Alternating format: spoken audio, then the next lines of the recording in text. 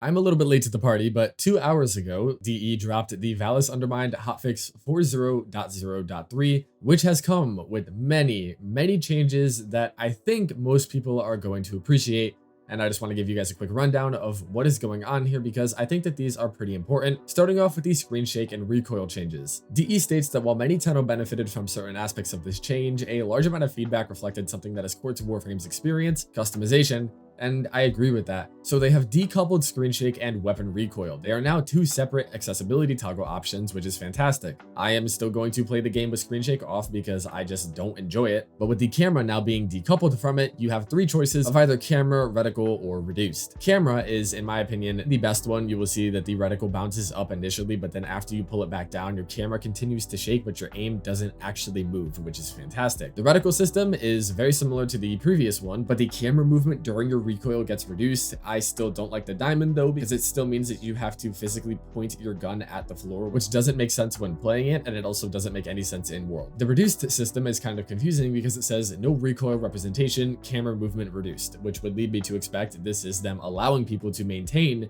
the recoil bug that we have had for so long now. If you had screen shake turned off, your guns just didn't have any recoil. But in game, this is what it looks like, which is pretty weird. It's just the reticle system, except there is no diamond. So I don't really understand why you'd want to use that, but some of the other changes and fixes here are actually pretty big. Fix the diamond reticle, not using the custom stuff, yeah, whatever. But most importantly, there is Narco's Spore Spring now displays the number of active projectiles in the ability HUD, which is great because previously you wouldn't know how many of these you had active, and you want to let them go for as long as they can because they stack crit chance on every bounce. So if you throw a new one while your current one is at 5, you only got half of the usage out of it at max damage. You know what I mean? About the open landscape bounty changes, this isn't exactly what everyone wanted, which was to just change it back so that you could kyaiii farm. Now they have actually just made these missions a lot quicker to run, and by a lot quicker to run, I mean genuinely really cutting down the time. If you look at the bounties here, they're cutting between 30 seconds to a minute off of every mission, because if you had this objective, you had to wait this duration. There was nothing you could do to speed it up, so reducing it is just a really quick reduction in the mission time. I don't suspect this is going to make most people happy. I personally was never bounty farming for kyaiii, so I can't comment on how I feel about this, but I don't see this as the change that most people are going to want. In terms of damage attenuation, they took DA away from every enemy in the game pretty much, and it made all of those Scourger Dedicants that we've hated on since the 1999 release stupid easy to kill alongside every other attenuated enemy. And in this patch, they have increased the MDPI, which is the max damage per instance on all of the liches, so that includes Kuvas, Sisters, and Technosites, which makes snipers more effective against them. I agree, snipers should be really good against these enemies. They removed DA from Skitter Girl. Is that like the Whispers in the Wall ghost? And then they also greatly increased the MDPI for Eidolons because they wanted to keep the fight as close to the original iteration as possible. Totally agree with that. And then they have made Tech Rot Babao's base health go from 1500 to 10,000. And then Temporal Archimedia base health goes from 1000 to 9000. And that is the HP bonus. So these enemies are going to get a lot harder. You're probably not going to be able to just outright one-tap them anymore. Maybe, I don't know, we probably still can. But I'm in agreement with this. I don't think DA is great on the Babao because then they just get annoyingly impossible to kill. You can use Shotgun Vendetta on Corvus and Mandinel, Akimbo Slipshot on the Prisma Dual Decurians, is Decure.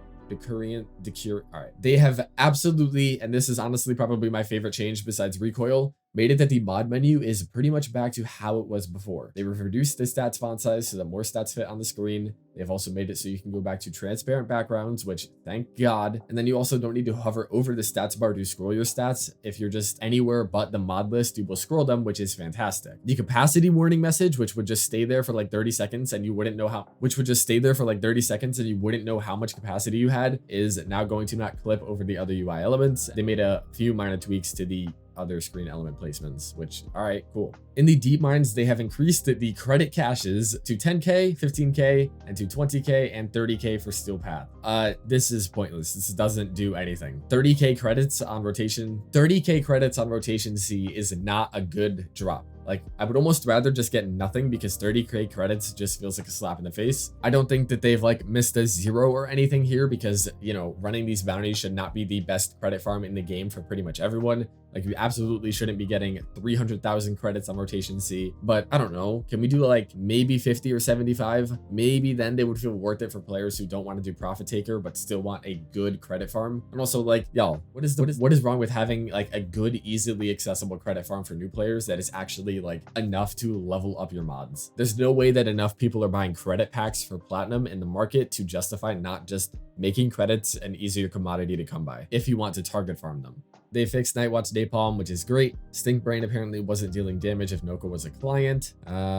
Some more Noko bugs, whatever. This is an important patch, and while it may not fix every issue that everyone has with the update, I need most people to realize that we are so lucky that our dev team is like this. And I know in the comments I'm going to get some people who are like, look at this guy, DE glazing, he's a partner, so he's just kissing DE's ass. Like, just because I think that the Oberon made him an incredibly powerful frame, even though in that video I called out that he has some design and interaction issues, it's just ridiculous. It feels like you either can't compliment the game or criticize it at all. You need to have this weird neutral positivity of everything where you always have to say like, well, you know, this is bad, but it's amazing. I don't know. It's weird how those types of things are received, but we're very lucky that it took them how many days? Like a week? Less than a week to fix this? Name me another dev team that is this quick and responsive to community feedback. The work on all of this stuff absolutely was intended to be going towards old peace, I can presume, but they spent the week to try and fix the things about this update that the majority of people just didn't like, and I appreciate that. All right, that's it for me. I'll see you all soon. Peace.